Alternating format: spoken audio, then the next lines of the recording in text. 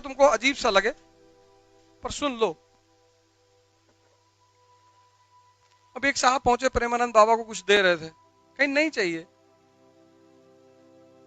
देखा होगा वीडियो, रहे होंगे आप। एक बात और बता दूं, किसी संत महात्मा के पास जाओ तो अफसर बन के मत जाओगे, उनके ऊपर कोई फर्क नहीं पड़ता है, और जिसके ऊपर फर्क पड़ रहा है वो संत है ही नहीं। जिसके पास पूरा ब्रह्मांड है, तुम्हारा 11,000 रुपया लेगा। एक बड़ी प्यारी लाइन उन्होंने कही कि हमारा आपका संबंध शिक्षा और भिक्षा से है। वो लाइन सुनी आपने?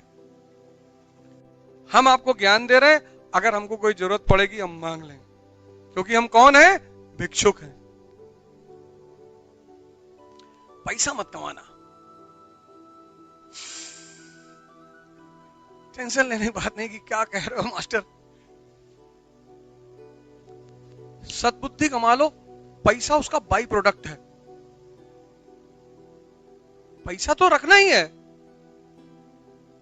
सद्बुद्धि कमा लो, सद्बुद्धि, पैसा उसका बाई प्रोडक्ट है। जहां विष्णु जी हैं वहां लक्ष्मी जी को रहना है, नियम है ये। और विष्णु जी मतलब शक्ति, विष्णु जी मतलब सद्बुद्धि। देखो भैया, दुनिया में प्रेम करना, दोस्ती करना बुरी बात नहीं है। एक बड़ी सीरियस बात कहने जा रहा हूं, उसको सुन लो। ये सब चीजें बुरी बात नहीं है, लेकिन अगर कोई लड़की आपसे बात ना करना चाहे तो आप उसके साथ जबरदस्ती ना करें। ये बात अपने दिमाग में बांध कर रखें। कुछ ऐसी चीज अपने अंदर पैदा करें, इतनी योग्यता पैदा करें, इतनी कि अगर आपके सामने कोई दूसरा योग्य व्यक्ति आ जाए मछली का आंख भेदने के लिए, तो लड़की खड़ी हो जाए। जब द्रौपदी का स्वयंवर हुआ तो द्रौपदी को तो अर्जुन से ही शादी करनी थी, लेकिन टैलेंटेड आदमी वहां और बैठा हुआ था, कर्ण। और कर्ण जब उठा तो द्रौपदी ने कहा यह राजाओं की सभा है। लड़की जब किसी को प्रेम करती है ना, किसी को भी साइड लाइन कर सकती है। दुर्योधन को खलबली मच गई, कहा ये भी राजा है, अंग देश के राजा है। तुरंत हाथ काटा, ठीक है। अंग जिस भाई को वो 5 गांव देने को तैयार नहीं है, अपने दोस्त को वो देश दे रहा है, उसकी भी एक महानता है। कर अंग देश के राजा, अंग देश। फिर कर्ण आगे बढ़े, उसने कहा ये क्षत्रियों की सभा है। अब जाति कैसे बदलोगे? और सीता जी को राम जी से शादी करना था, धनुष रखा हुआ था, उनको पता था कोई उठा ना पाएगा। ओ मेरा हीमैन आएगा। तुम योग्यता पैदा करो, 2 चीजें खुद ब खुद तुम्हारे पीछे आएंगी, एक पैसा, एक भगवान। तुम हमेशा अपना वाला क्यों सोच लेते हो? सामने वाले को पूरा कंप्लीट करने दिया करो।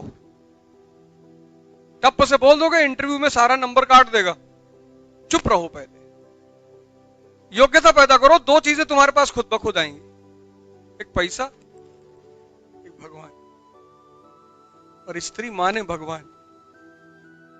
अरे जो सृजन करे वही तो भगवान है, और कहां दूसरी जगह से लेकर आओगे? तो सब लोग बहुत प्यार से, और एक जैसे होता आईएएस की प्रिपरेशन करने वाले लोग होते हैं, ऐसे रहा करो, बढ़िया मैच्योर बनकर करो। लेकिन सब कुछ, ये बड़ी विडंबना है।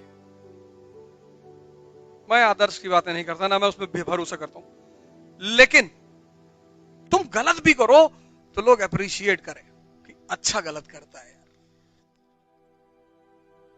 ऐसा ना हो कि तुम्हारे अच्छे को लोग बुरा कहें कि बहुत सच बोला था, दिमाग खराब किया है। कभी कभी तुम्हारी अच्छाई समाज के लिए बुरा बन जाती। हिंदुस्तान में एकमात्र आदमी हूं जिसने अपने ट्विटर अकाउंट का नाम रखा है बेईमान अवध। 1 अरब 50 करोड़ लोग इस देश में रहते हैं।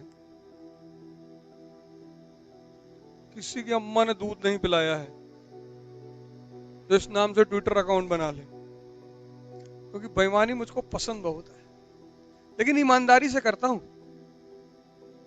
ये वसूल है मेरा। बेईमानी में बेईमानी नहीं करूंगा। तुमसे प्रेम करके तुमको धोखा नहीं दूंगा। तुमसे कहूंगा कि बेटा तुमको एक दिन धोखा देंगे,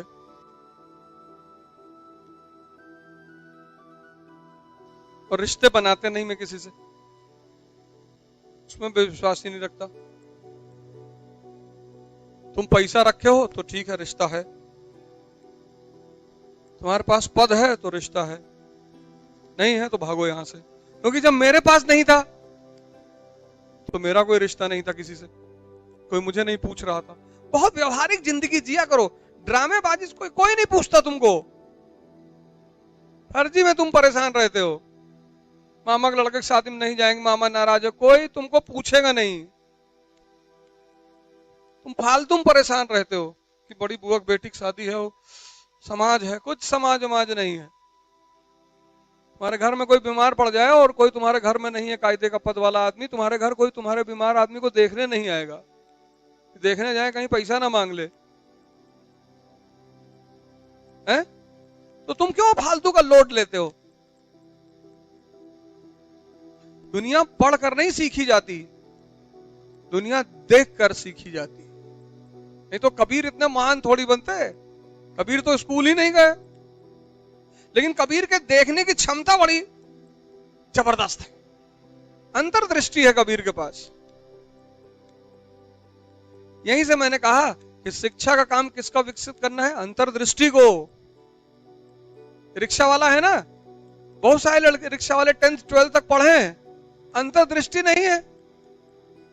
कबीर के पास है। और जिस शंकराचार्य ने माया को इतना लिख लिख के समझाया, तब पर भी किसी को समझ में नहीं आती। शंकर का दर्शन पढ़ो, तुमको माया समझ में आएगी नहीं क्या होती है।